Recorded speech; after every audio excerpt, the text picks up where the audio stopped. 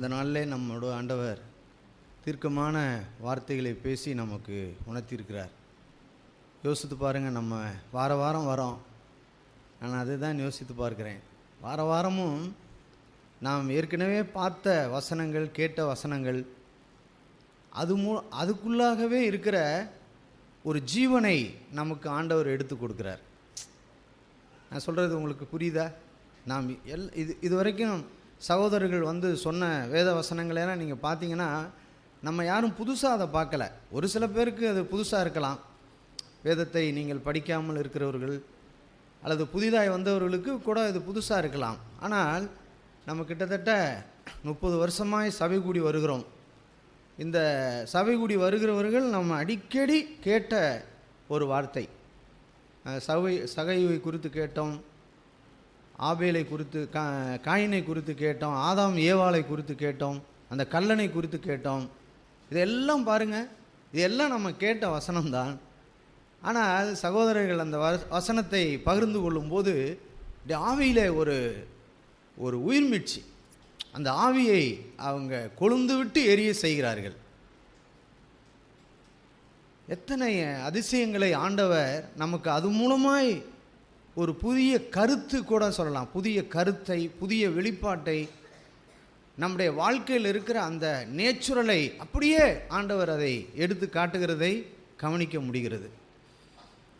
ஆகையினால் நாம் ஒவ்வொரு வாரமும் வரும்போது உண்மையாகவே நாம் இப்படிப்பட்ட ஒரு தாகத்தோடு வருவோம் என்று சொன்னால், கண்டிப்பாக ஆண்டவர் நம்மிடத்தில் இருக்கிற எல்லா விதமான பலவீனங்களையும் பாவங்களையும் நமக்கு உணர்த்தி காட்டி அதிலிருந்து நாம் விடுதலை ஆகும்படிக்கு ஆண்டவர் நமக்கு உதவி செய்கிறதை நாம் பார்க்க முடியும். ஆகையினால் இந்த நாளில் கேட்ட வார்த்தை நமக்கு மிகுந்த உற்சாகத்தை கொடுத்தது. நான் இதை கேட்டுக்கொண்டிருக்கும்போது எனக்குள்ளே ஏற்பட்ட ஒரு சில வேத வசனங்களை நான் உங்களோடு பகிர்ந்து கொள்ள விரும்புகிறேன். அந்த ஏதேன் தோட்டத்துக்குள்ளே ஆண்டவர் மகத்துவமான ஒரு காரியத்தை வைத்திருந்தார். அதை தான் அவர்களால் பார்க்க முடியாமல் போய்விட்டதை நான் இந்த வார்த்தையை கேட்கும்போது உணர்ந்தேன். இந்த வார்த்தையை படிப்போம். ஆதியாகமம் 2ஆம் அதிகாரம் 9ஆம் வசனத்தில், தேவனாகிய கர்த்தர் பார்வைக்கு அழகும் புசிப்புக்கு நலமான சகலவித விருட்சங்களையும் தோட்டத்தின் நடுவிலே ஜீவ விருட்சத்தையும் நன்மை தீமை அறியத்தக்க விருட்சத்தையும் பூமியிலிருந்து முளைக்க பண்ணினார் அப்படின்னு எழுதியிருக்கு. அந்த தோட்டத்தில் எல்லா மரங்களும் இருந்தன. நிறைய கனி கொடுக்கக்கூடிய அநேக மரங்களை ஆண்டவர் அந்த தோட்டத்தில் வைத்திருந்தார். இப்போ நம்ம கேட்டோம்ல, அந்த தோட்டம் வந்து ஒரு குடும்பம் அப்படின்னு கேட்டோம். அப்படிப்பட்ட குடும்பத்தில் ஆண்டவர் எப்படி ஒரு காரியத்தை வைத்திருக்கிறார் அப்படின்னு சொன்னால், அந்த வசனத்தின் மத்தியில் ஜீவ விருட்சத்தையும் அப்படின்னு எழுதியிருக்கு. நன்மை தீமை அறியத்தக்க விருட்சம் இருக்குது, இன்னும் ஏராளமான கனிகள் இருக்குது.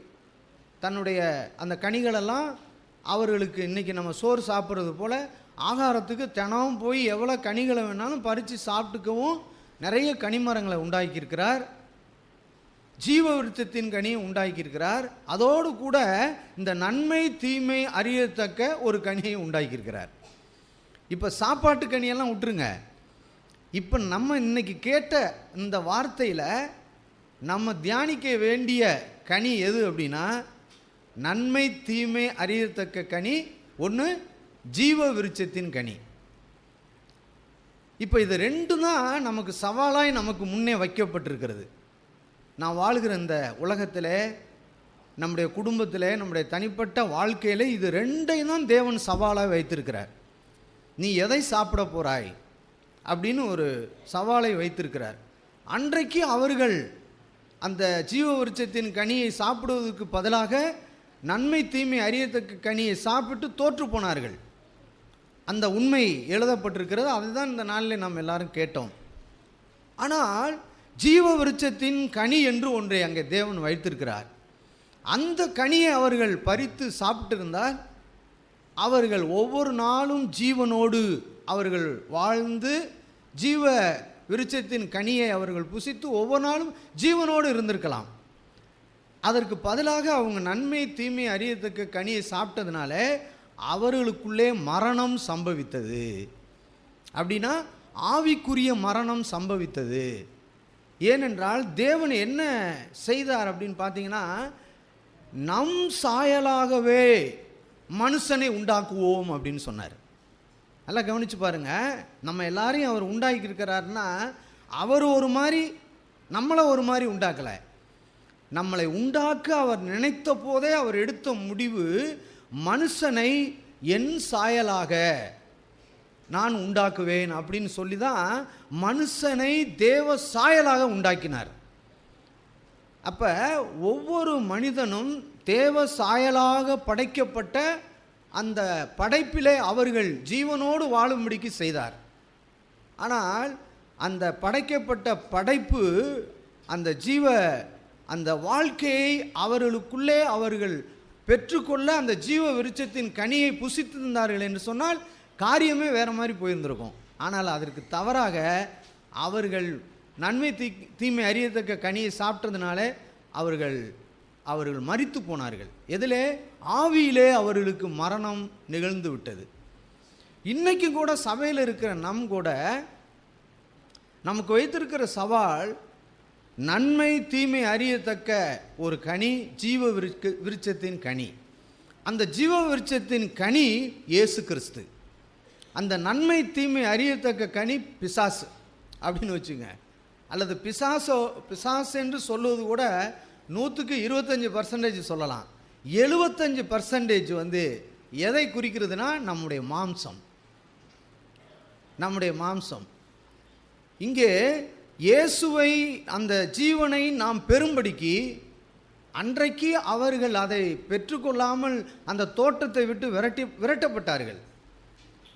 அப்படி விரட்டப்பட்டதனால் அந்த வசனம் எப்படி எழுதியிருக்கிறது? 3ஆம் அதிகாரம் கடைசி வசனத்தில் நான் வாசிக்கிறோம் 24. அவர் மனுஷனை துரத்தி விட்டு ஜீவ விருட்சத்திற்கும் போகும் வழியை காவல் செய்ய ஏதேன் தோற்றத்திற்கு கிழக்கே கேர்பீன்களை வீசிக்கொண்டிருக்கிற சுடர்வழி பட்டயத்தை வைத்தார் அப்படின்னு எழுதியிருக்கு. அப்ப அந்த ஜீவ விருட்சத்தின் கனியை இப்போ வெளியில் வந்து ஆதாம் ஏவாள் இப்படி நினச்சிருக்கலாம் பாருங்க, ஆஹா நம்ம ஏற்கனவே ஏமாந்துட்டோம், அந்த ஜீவ விருட்சத்தின் கனியை சாப்பிட்டுருந்தா நம்ம எவ்வளவு ஆண்டவருடைய பிள்ளைகளாக தொடர்ந்து கீழ்ப்படிந்து வாழ்ந்திருந்தா எப்படி இருந்திருக்கும் அப்படின்னு இவங்க திங்க் பண்ணியிருக்கக்கூடும், யோசித்துருப்பாங்க. யோசித்து மறுபடியும் போய் அந்த தோட்டத்துக்குள்ளே பூந்து ஜீவ விருட்சத்தின் கனியை புசிச்சிருவாங்களோ அப்படின்னு தேவன் ஒரு பட்டயத்தை, தேவ தூதர்கள் 2 பக்கம் வச்சு மிகப்பெரிய பட்டயத்தை அப்படியே நீட்டி வச்சுட்டார். இப்போ என்ன செய்யணும்? அந்த ஜீவ விருட்சத்தின் கனியை சாப்பிடுவது என்று சொன்னால், ஒருவேளை இவர்கள் கற்பனை பண்ணி உள்ளே போனாலும் அந்த கத்தி என்ன பண்ணப்படும்? வெட்டி அவர்களை வீழ்த்தி விடும். சாகட்டும் அப்படின்னு ஆண்டவர் முடிவு பண்ணிட்டார். சாகட்டும். ஏன்? அவர்கள் கீழ்ப்படியாதனாலே அவர்கள் சாகட்டும் என்று ஆண்டவர் இருதயத்தில் எண்ணி விட்டார். ஆகையினால்தான் அவர் ஒரு பட்டயத்தை உண்டாக்கி வைத்திருக்கிறார். நம்ம கேட்கிற சுவிசேஷம் அப்படிப்பட்ட சுவிசேஷம். நீங்கள் அதை ஜாக்கிரதையாய் கேட்கவில்லை, உணர்வோடு நீங்கள் கேட்கவில்லை, ஏதோ ஏனோ தானோன்னு கேட்குறீங்க. நாம் அதை எப்படி கேட்க வேண்டும் என்று சொன்னால், ஒரு பட்டயம் எனக்கு முன்பதாக இருக்கிறது, அந்த பட்டயம் என் மேல் விழுந்துதான் நான் மரிக்க வேண்டியது இருக்கிறது அப்படிங்கிற ஒரு மாம்சம் நமக்கு உள்ளே இருக்கிறதை நாம் அறியும்படிக்கு தான் அந்த பட்டயத்தை வச்சிருக்கார். அப்போ இப்போ நம்முடைய வாழ்க்கையிலே, அனுதின வாழ்க்கையிலே அந்த பட்டயம் நம்மேல் விழ வேண்டிய இடத்துல நீங்களும் நானும் இருக்கிறோம் அப்படிங்கிறத நீங்கள் உணரணும். இப்போ தேவன் என்ன செய்கிறார் அப்படின்னா, அந்த பட்டயத்தை யாராலும் நாம் தாங்கிக் கொள்ள முடியாது அப்படின்னு உணர்ந்தவராய் மறுபடியும் அவர் என்ன செய்கிறார் தெரியுமா? இந்த பட்டயத்தை இயேசு கிறிஸ்துவின் மேல் விழும்படிக்கு தன்னுடைய சொந்த குமாரனையே அவர் கொடுத்து விட்டார். இப்போ இந்த பட்டயம் முதலாவது யார் மேல் விழுந்தது அப்படின்னா, இயேசு கிறிஸ்துவின் மேல் விழுந்தது. அவரும் மனிதனாய் வந்தார். அவரும் மனிதனாய் வந்து இந்த ஏதேன் தோட்டத்தில் இருக்கிற அந்த ஜீவ விருட்சத்தின் கனியை அவர் புசிக்க வேண்டும். அப்படி புசித்தால்தான் அவர் ஜீவனை பெற முடியும். அப்படிங்கிறதுனால அவர் அந்த 33 வருஷ வாழ்க்கையில் அவர் மேல் விழுந்த பட்டயம், ஏராளமான பட்டயம் இயேசுவின் மேல் விழுந்தது. அப்படி விழுந்ததினால்தான் அவர் ஒவ்வொரு நாளும் தேவ சாயலாய், மனுஷன் இழந்த அந்த தேவ சாயலை 30 வருஷம் அவர் அந்த நாசரேத்து ஊரில் இருந்து அந்த தேவ சாயலை அவர் ஒவ்வொரு நாளும் பெற்றுக்கொண்டே வந்தார். அப்படி பெற்றுக்கொண்டு வந்து நமக்கு அந்த ஜீவ வாழ்க்கையை மறுபடியும் ஆதாம் இழந்ததை, அல்லது அந்த தேவ சாயலை இழந்ததை நம்மை பார்த்து நீங்கள் யாரும் பயப்பட வேண்டாம், இதோ ஆதாம் இழந்ததை நான் பெற்றுக்கொண்டு வந்திருக்கிறேன் அப்படின்னு, எனக்குள் ஜீவன் இருந்தது, அந்த ஜீவன் மனுஷருக்கெல்லாம் ஒளியாக இருந்தது என்று இயேசு கிறிஸ்து இந்த உலகத்திலே அவர் அவதரித்தார். அவர் குழந்தையாய் பிறந்ததை காட்டிலும், அவர் கடந்த எல்லாத்தையும் காட்டிலும் அவர் ஜீவனுடையவராய் மனுஷருக்கு முன்பதாய் காட்சியளித்தார். கிருபையும் சத்தியமும் இயேசு கிறிஸ்துவின் மூலமாய் உண்டாயின அப்படின்னு எழுதியிருக்கிறது வேதம். அப்போ இப்படி இயேசு அந்த பட்டயம் அவர் மேல் பல முறை விழுந்து விழுந்து விழுந்து விழுந்து அவர் இந்த ஜீவனை சம்பாதித்தார். அவரை சாதாரணமாய் ட்ரீட் பண்ணாருங்க. அவர் சர்வ வல்லமையுள்ள தேவன், மரியாளின் மகன், யோசேப்புடைய குமாரன் அப்படின்னாங்க. மதிமயங்கி இருக்கிறான், இவன் குடித்திருக்கிறான் அப்படின்னு ஜனங்கள் எல்லாரும், பரிசேயர்கள் அன்றைக்கு அவரை இகழ்ந்தார்கள். எத்தனையோ காரியங்களிலே அவர் அந்த வார்த்தைகளெல்லாம் கேட்டு கேட்டு கேட்டு தன்னுடைய சொந்த அந்த ஜீவனில் இருக்கிற அந்த மாம்சத்தை மரணத்துக்கு ஒப்பு கொடுத்து, அவர் அனுதினமும் சிலுவையை எடுத்து தன்னை மரணத்துக்கு ஒப்பு கொடுத்து தான் இந்த வாழ்க்கையை அவர் பெற்றுக்கொண்டார். இப்போ பாருங்கள், இப்போ இந்த சுவிசேஷத்தை தான் இன்றைக்கி உலகத்தில் தப்பாக சொல்லி கொடுக்குறாங்க. என்ன அப்படின்னா, இயேசு கிறிஸ்து இப்படி எல்லாம் பண்ணி அவர் மரித்து நமக்கு ஒரு ஜீவனை கொடுத்து விட்டார், இனி நாம் செய்ய வேண்டியது ஒன்றுமில்லை அப்படின்னு சொல்கிறாங்க. அப்படி கிடையவே கிடையாது. இயேசு கிறிஸ்து என்ன வழியை அவர் எடுத்து அந்த ஜீவ விருட்சத்தின் கனியை ஏதேன் தோட்டத்தில் சாப்பிட்டாரோ, அதே போல தான் நீங்களும் நானும் இன்றைக்கு அந்த ஜீவ விருட்சத்தின் கனியை நாம் புசித்து சாப்பிடும்படிக்கு ஒரு அந்த ஏதேன் தோட்டத்தில் வைத்த சுடரொளி பட்டயத்தை போல நமக்கு வச்சிருக்கார். ஆகையினால்தான் லூக்கா எழுதின சுவிசேஷம் 14ஆம் அதிகாரத்தை எடுத்துக்கொள்வோம். லூக்கா எழுதின சுவிசேஷம் 14ஆம் அதிகாரத்தில் நாம் வாசிக்கிறோம். 25ஆம் வசனத்தை வாசிக்கிறேன். பின்பு அநேக ஜனங்கள் அவரோடு கூட பிரயாணமாய் போகையில் அவர்களிடமாய் அவர் திரும்பி பார்த்து, நிறைய ஜனங்கள் இயேசுவை பின்பற்றினார்கள், இயேசுவோடு கூட போனாங்க. அவங்களாம் என்ன நினச்சிட்டு போனாங்கன்னா, இவர் போகிற இடத்துலலாம் சாப்பாடு கொடுக்குறாரு, ஒரு வியாதியோட ஒரு மனுஷன் வந்தால் அவனை சுகமாக்குறாரு. இன்னைக்கு காலையில் தொழுகையில் கேட்டது போல், அங்கே சப்பானியாய் தாயின் வயிற்றில் பிறந்தபோது சப்பானியாக இருந்தால் அவனுக்கு சுகம் கிடைத்தது அப்படின்னு தான் இயேசுவை எல்லாரும் பின்பற்றி போனாங்க. இன்றைக்கி இருக்கிற கிறிஸ்தவமும் அதுதான் செஞ்சிகிட்டு இருக்காங்க. இயேசுவை பின்பற்றுகிற கூட்டத்தை நீங்கள் போய் சபையிலையோ அல்லது பொதுக்கூட்டங்களிலே நீங்கள் பார்த்தீங்க அப்படின்னு சொன்னால், எதுக்காக பின்பற்றுறாங்கன்னா, இயேசுவினிடத்திலிருந்து ஒரு நன்மையை பெற்றுக்கொள்ளும்படிக்கு பின்பற்றுகிறார்கள். அவர்களுக்கு பேர் தான் விசுவாசி. விசுவாசத்தினால ஏதாவது கிடைக்கும்னு பின்பற்றுகிறார்கள். ஆனால் ஒரு சீசர்களாக இருக்க வேண்டியவர்கள் எப்படி பின்பற்றணும்னு அவர் சொல்லிக் கொடுக்குறார் பாருங்க. 26, யாதொருவன் என்னிடத்தில் வந்து தகப்பனையும் தாயையும் மனைவியையும் பிள்ளைகளையும் சகோதரனையும் சகோதரியையும் தன் ஜீவனையும் வெறுக்காவிட்டால் எனக்கு விசுவாசியாக இருக்க மாட்டான். எப்படி எழுதியிருக்கு? சீசனாக இருக்க மாட்டான். அப்போ இதை செய்யாத ஆட்கள்லாம் யாருன்னா அவங்க விசுவாசி. நீ இழந்து போன, நான் அன்னைக்கே உனக்கு சொகுசாக கொடுத்தேன் ஏதேன் தோட்டத்தில், நீ விருப்பப்பட்டால் போய் எப்போ வேணாலும் அந்த ஜீவ விருட்சத்தின் கனியை பறித்து புசிக்கலாம். ஆனால் இன்றைக்கி அப்படி பிடிக்க முடியாது. தம்பி தங்கச்சி, அண்ணன் தங்கச்சி யாருமே பிடிக்க முடியாது. பட்டயம் நம்ம மேலே விழுந்து தான் ஆகும்.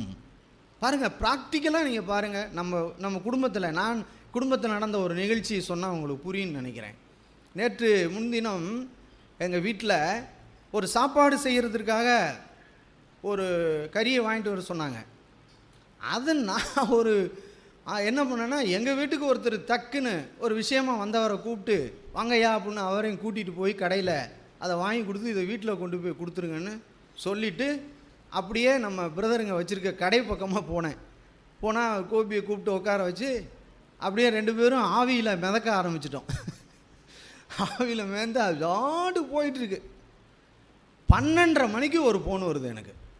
ஏங்க, அந்த கறியோடு சேர்த்து உருளைக்கிழங்கு, இஞ்சி, பச்சை மிளகா, கொத்தமல்லி என்ன ஆச்சுன்னா, ஐயோ நம்பருங்க, ஒரு பட்டயம் உழுவுது என் மேலே.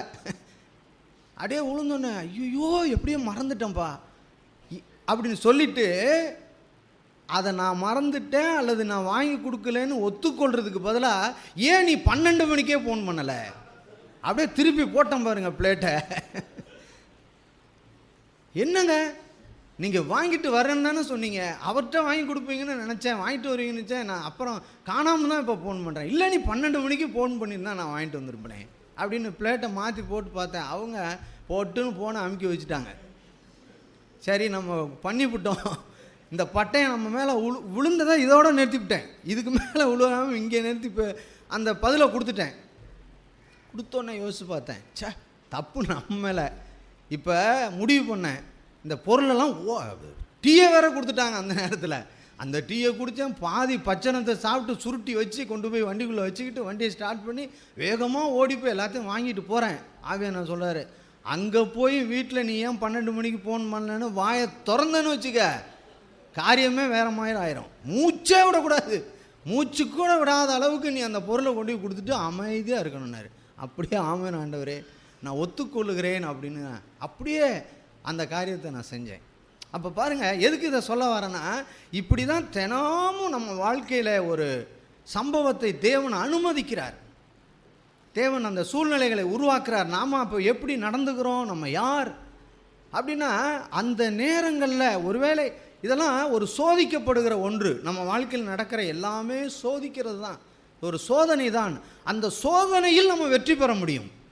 எப்படி எனக்கு ஏற்பட்ட அந்த சோதனையில் நான் வெற்றி பெற்றேன் அப்படின்னா, அப்படி இதெல்லாம் சொன்ன ஒருபாடு நான் ஃபோனை வச்சுட்டு அந்த ஜாமானை வாங்கும் போது ஆவியானவர் பேசுகிறாரு, நீ தப்பு ஒத்துக்கிட்டு நீ போய் ஒத்துக்கிட்டு போனாலும் வீட்டில் போய் வாயை திறந்துடக்கூடாது அப்படின்னு என்னை கண்டித்து அனுப்புனார். சரி, அதே போல் நடந்துக்கிட்டேன், எந்த பிரச்சனையும் இல்லாமல் போயிடுச்சு. அப்போ அங்கே அந்த அந்த சூழ்நிலையில் அந்த ஜீவ விருட்சத்தின் கனியை புசிப்பதற்கு பொறுமை அல்லது கோபம் இல்லாத ஒரு வாழ்க்கையை நான் பெரும்படிக்கு அந்த சூழலை எனக்கு ஆண்டவர் உருவாக்கி கொடுக்குறார். அங்கே போய் நான் அப்படி நடந்து கொண்டதினால் என் இருதயத்தில் ஒரு இளைப்பாறுதல், ஒரு சமாதானம், கர்த்தருக்கு ஸ்தோத்திரம் என்று சொல்லக்கூடிய ஒரு இருதயம். அடுத்த அவங்க அந்த அந்த ஒரு 15 நிமிஷத்தில் அதை செஞ்சு முடித்தாங்க பாருங்கள். அதுதான் இன்னும் பெரிய ஹைலைட்டான விஷயம். கடன்னு ஒரு இடத்துக்கு புறப்படணும், அதையும் பார்க்கணும் இதையும் பார்க்கணும். அதெல்லாம் உட்காந்து பார்க்கும்போது இந்த 12 மணிக்கே நீ ஃபோன் பண்ணின்னு பிளேட்டை மாற்றி போட்டேன் பாருங்கள், அது எவ்வளவு பயங்கரமான விஷயம். நான் அதை யோசித்து பார்க்குறேன். எப்படி ஆண்டவர் நம்மை உருவாக்கும்படிக்கு எத்தனை செயல்களை நமக்கு செய்கிறார். அதுபோல் இந்த நாட்களில் நீங்களும் நானும் இந்த ஜீவ வாழ்க்கையை அடைவதற்கு ஒவ்வொரு நாளும் நாம் சிலுவையை எடுக்க வேண்டும் அப்படின்னு இங்கே ஆண்டவர் தெளிவாக சொல்கிறார். 27 தன் சிலுவையை சுமந்து கொண்டு எனக்கு பின்தொடராதவன் எனக்கு சீசனாக இருக்க மாட்டான் அப்படின்னு சொல்கிறார். சீசனாக இருக்க மாட்டான். அப்போ இந்த நாளில் இந்த ஜீவ விருட்சத்தின் கனியை நீங்களும் நானும் அனுதினம் புசிக்கணும்.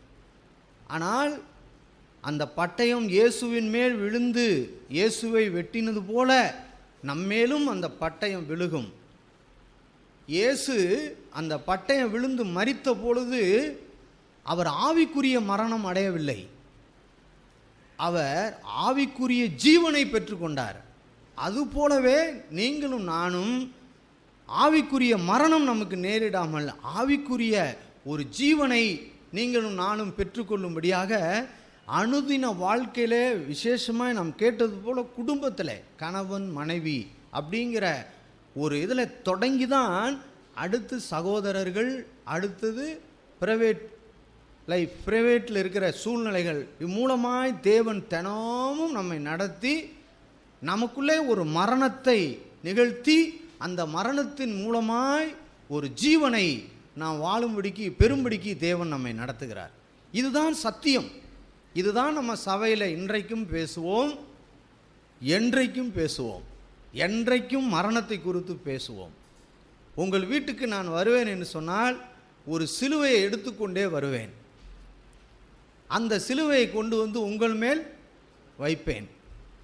அந்த சிலுவையை நீங்கள் சுமக்க உங்களுக்கு பலன் இருந்து நீங்கள் சுமந்தீர்கள் என்று சொன்னால் மெய்யாகவே ஆவிக்குரிய உயிர் மீட்சி உங்கள் வீட்டில் உண்டாகும். ஜெபத்தினாலேயோ வேதத்தை படிக்கிறதுனாலேயோ அல்லது நாம் செய்கிற அல்லது சில விஷயங்கள் சபையை குறித்தோ அது எதுனாலையும் நமக்கு உருவாகாத ஒரு மிகப்பெரிய ஜீவன் சிலுவையின் மூலமாய் நாம் ஒவ்வொருவருக்கும் உண்டாகும். பிரியமானவர்களே, சிலுவை இல்லாமல் நமக்கு ஜீவன் உண்டாவதற்கு வழியே கிடையாது. இயேசு சிலுவையை எடுத்து தினமும் மரித்தார், மரணத்துக்கு நம்மை ஒப்பு கொடுத்தார். அவரை கேவலமாக பேசினார்கள், முட்டாள் என்று சொன்னார்கள், அவன் வாடா போடா என்று பேசினார்கள். எத்தனையோ நீங்கள் சுவிசேஷத்தை வாசித்து பாருங்கள்.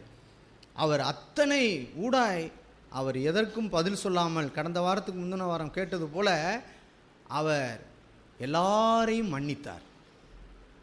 அந்த வார்த்தை ஒரு நாளும் நாம் மறக்கக்கூடாது. எல்லாரையும் மன்னித்தார். பரிசுத்த ஆவிக்கு விரோதமாய் ஒருவன் பாவம் செய்தால் அது மன்னிக்கப்படாது. ஆனால் தேவனுடைய குமாரனுக்கு விரோதமாய் ஒரு மனிதன் பாவம் செய்தால் அவன் பாவம் அவர் சிலுவையிலே மரிப்பதற்கு முன்னாடி மாத்திரம் அல்ல, அவர் மரித்து இன்றைக்கும் கூட அவர் மன்னித்து கொண்டிருக்கிறார். அவருக்கு விரோதமாக எவ்வளவோ செயல்கள் இந்த உலகத்தில் நடந்து கொண்டிருக்கிறது. அவரை எவ்வளவோ இன்றைக்கும் கூட பெரிய அரசியல்வாதிகள் எத்தனையோ பேர் அவருடைய தாற்பயமே தெரியாமல் அவரை குறித்து தவறாய் பேசி கொண்டிருக்கிறார்கள். அமெரிக்கா தேசம் கிறிஸ்தவ நாடுன்னு சொல்கிறோம். அமெரிக்காவில் அவரை குறித்து தப்பான படம் எடுக்கிறார்கள். தப்பான படம். அவர் கல்யாணம் பண்ணி அவருக்கு பிள்ளைகள் இருக்கிறது போல, மார்த்தாலும் மரியாளும் அவருக்கு ஒரு மனைவியை போல எத்தனையோ விதமாய் சித்தரித்து இயேசுவை அவ்வளவு கேவலப்படுத்துகிறார்கள். அதை நம்ம பார்த்தோம்னா நமக்கு கோபம் வருது. என்னடா இப்படி பண்ணிட்டாங்களே, இயேசுவை இப்படி எடுத்திருக்காங்கன்னு அப்படின்னு கொஞ்சம் மனசு கசக்கும் போது ஆண்டவர் சொல்கிறார், எப்பா நான் தான் சொல்லி வச்சுட்டேனே அப்போவே, எல்லாமே இவர்களுக்கு மன்னிக்கப்படும் அப்படின்னு சொல்லிட்டேனே அப்படின்னு அவர் மன்னிக்கிறதில் தயை பெருத்தவராக இருக்கிறார். ஆகையினால்தான் நம்முடைய சபையில் அடிக்கடி நாம் மன்னிப்பு என்பதை இயேசுவை நோக்கி பார்த்து ஒவ்வொருவரும் அந்த ஜீவனை நாம் அவரிடத்திலிருந்து பெற்றுக்கொள்ள வேண்டும். அந்த மன்னிப்பு எப்படி வரும் யோசித்து பாருங்கள். யாராவது நமக்கு ஒரு விரோதமாக எழும்பணும், அல்லது நம்மை யாராவது ஒருத்தர் தவறாய் நடத்தப்படணும், அல்லது உண்மையாகவே நாம் ஒரு விஷயத்தில் தவறுதலாய் நடந்திருப்போம். அப்போ அதை திருத்தும் போது, அதை உங்கள் வாழ்க்கையில் புத்தி சொல்லும் பொழுது தான் நீங்கள் சிலுவையை எடுக்க துவங்குகிறீர்கள். அந்த நேரத்தில் இன்னைக்கு காலையில் கேட்டது போல் நாம் ஒத்துக்கொண்டு நாம் நம்முடைய சிலுவையை, அதான் இங்கே ஆண்டவர் சொல்றார், தன் சிலுவையை அவன் சுமந்து கொண்டு அவன் மரிக்கும் பொழுது அங்கே அவனுக்கு ஒரு ஜீவனை தேவன் உண்டு பண்ணுகிறார். ஆகையினால் நம்முடைய குடும்பத்திலேயோ நம்முடைய வேலை ஸ்தலத்திலேயோ நம்ம ஏற்படுகிற எல்லா சூழ்நிலைகளிலும் நீங்கள் மரணத்துக்கு தயாராகுங்கள். மரணத்துக்கு தயாராகுங்கள். மரணம்தான் நம்முடைய வாழ்க்கையில் ஒரு ஜீவனை கொண்டு வரும். இயேசு மரித்ததினால்தான் அவர் உயிர்த்தெழுந்தார் அப்படின்னு வாசிக்கிறோம். அவர் மரிக்காவிட்டால் அவருக்கு உயிர்த்தெழுதல் கிடையாது. அதுபோலவே நீங்களும் நானும் அனுதின வாழ்க்கையில் மரித்தோம் என்று சொன்னால் நமக்கு பெரிய உயிர்த்தெழுதல் உண்டு. உயிர்த்தெழுந்த ஆண்டவருடைய சர்வ வல்லமை நம்மை ஆளுகை செய்யும். அதே போல் இந்த உலகத்தில் அனுபவிக்கக்கூடிய ஒரு அற்புதமான செயல் எதுவுமே கிடையாது.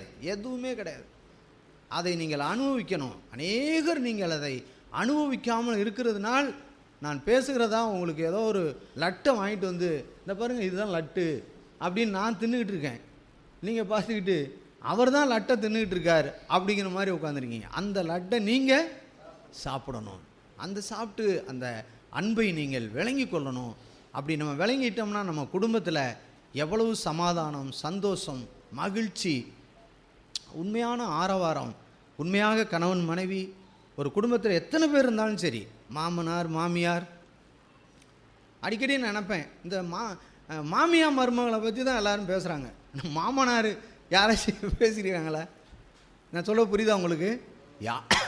யார் வந்தாலும் யார் வந்து கேட்டாலும் எல்லாரும் என்ன சொல்லுவாங்க அப்படின்னா, மாமியார் மருமக தான்ப்பா அப்படின்னு சொல்லுவாங்க.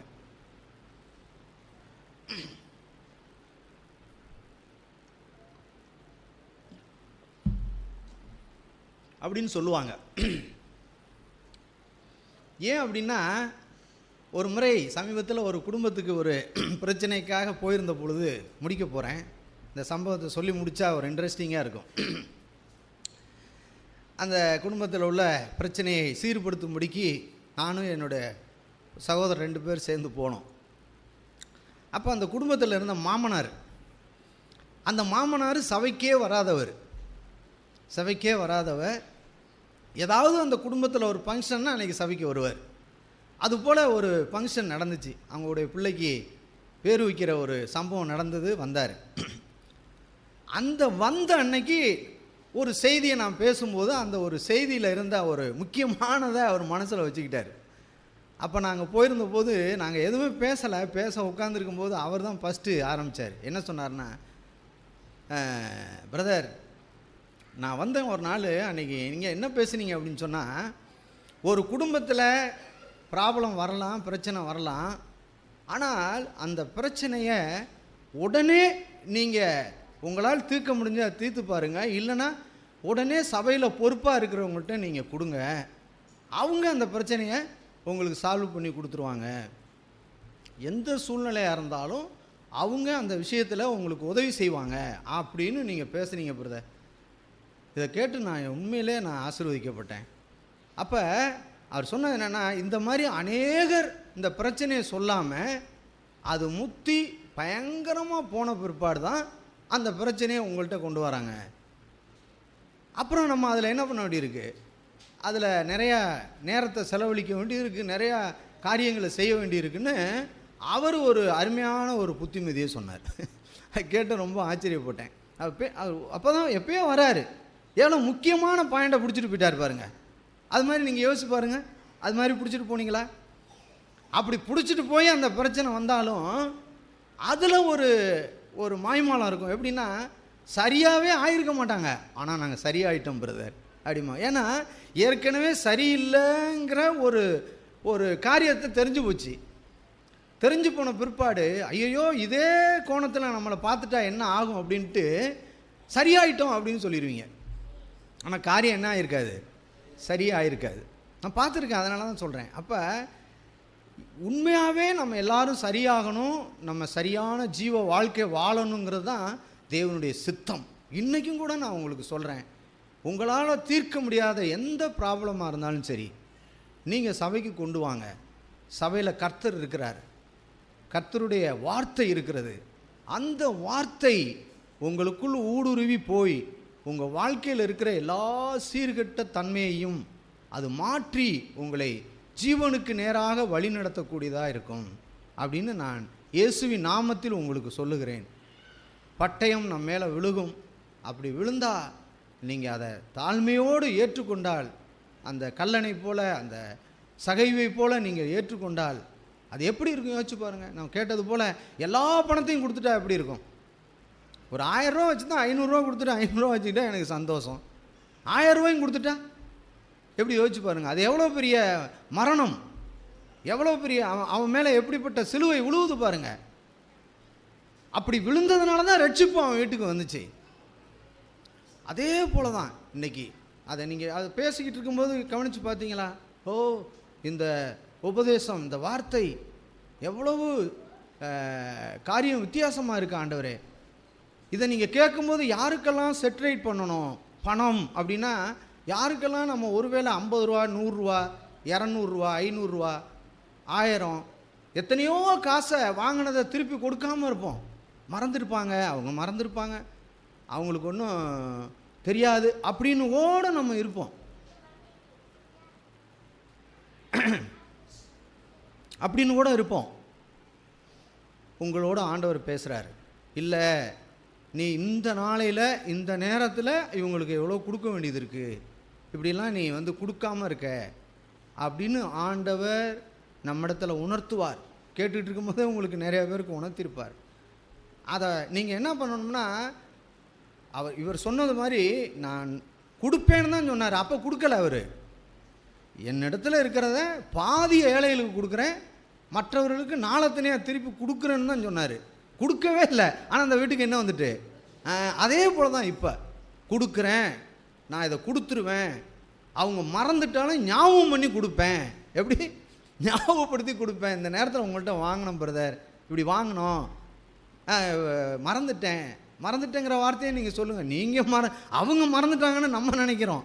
ஆனால் நம்ம கொடுக்கும்போது எப்படி கொடுக்க போகிறோம், மறந்துட்டேன்னு கொடுப்போம். இல்லை, நீங்கள் மறந்துட்டீங்கன்னா நான் அந்த பணத்தை என்ன பண்ணிட்டேன், என் பாக்கெட்லேயே வச்சுட்டேன், இப்போ ஆண்டவர் சபையில் பேசி எனக்கு உணர்த்திட்டார் அப்படின்னு நான் திருப்பி கொடுக்குறேன்.